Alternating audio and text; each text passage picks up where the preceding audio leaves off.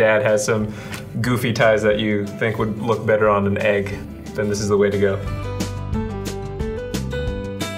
We're gonna be making silk dyed eggs, which is basically where you take a tie, cut it up, you wrap it around the egg, wrap some of this white cloth around that, and then you put it in the pot and let it boil. It gets this cool pattern on it like this. First when you said tie, I thought you meant necktie. It is a necktie. I have lots of ties. Oh, so we are talking about neckties. All right. We're talking about neckties. Basically what you're gonna do is you get to choose a tie.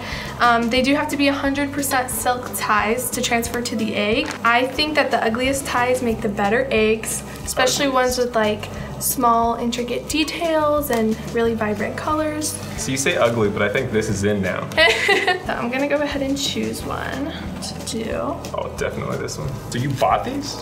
Yeah, I actually got them from Goodwill. Goodwill. If you want to find cheap ties, that's definitely the place to go. And he's a little overpriced for this tie. All right, and you're just gonna take your scissors, cut the tag off, or rip it off, your choice. First thing you're gonna wanna do is you're gonna wanna cut down the seam right here.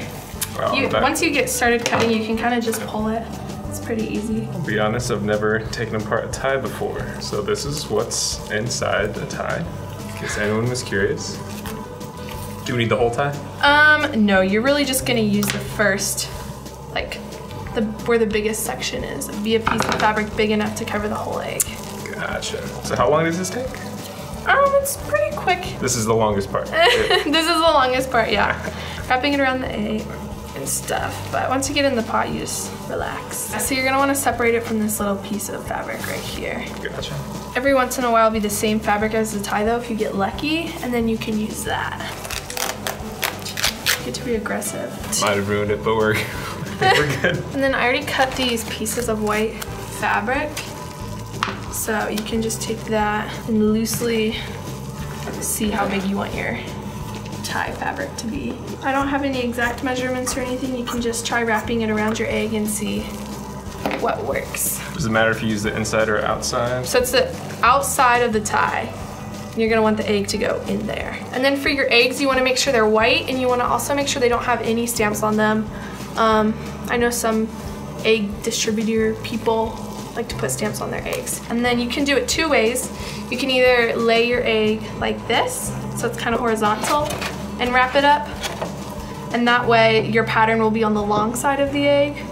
Or you could stick it in like this, where the round part is on the bottom and where it gets thinner at the top. And then you can wrap it up like this, and then your design will be more prominent on the bottom of the egg.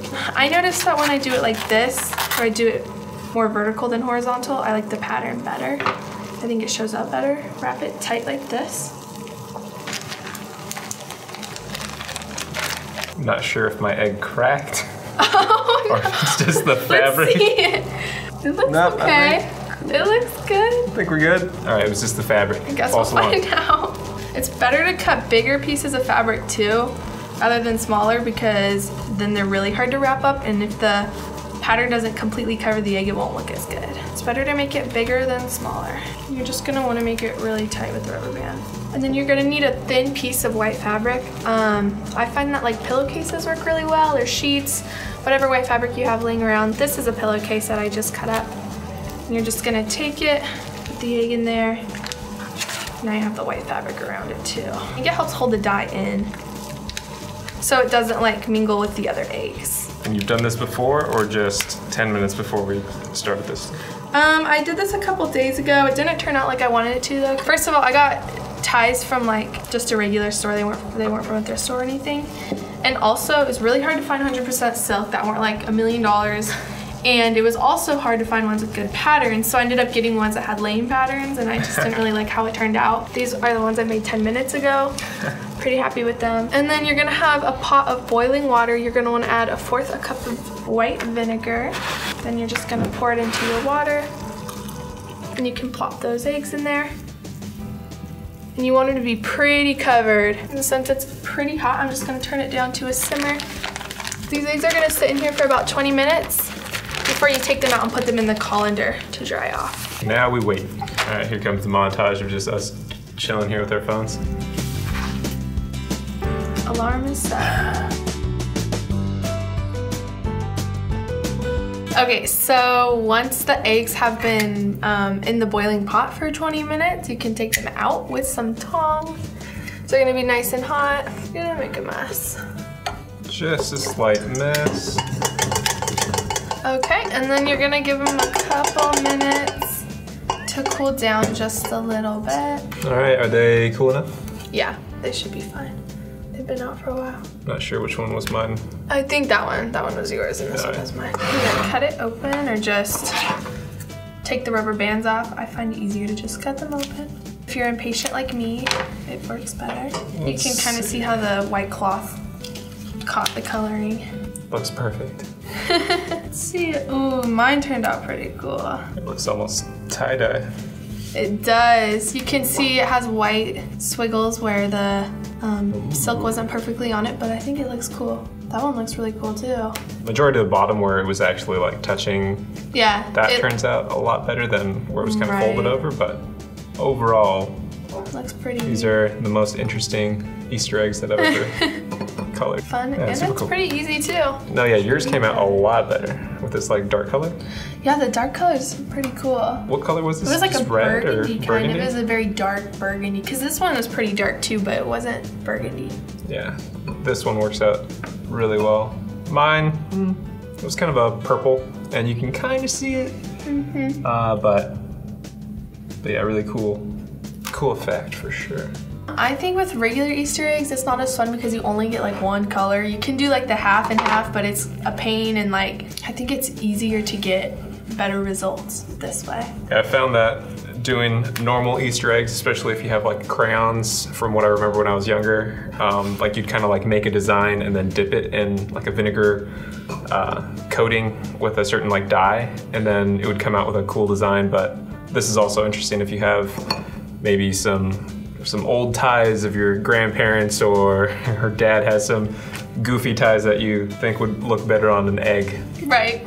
Then this is the way to go. Are there any other like techniques you can use other than ties, or is ties like the only option? I was actually looking at a technique where you take like a big like glass pan or something, or like a metal pan, and you just spray shaving cream in it, like foam shaving cream.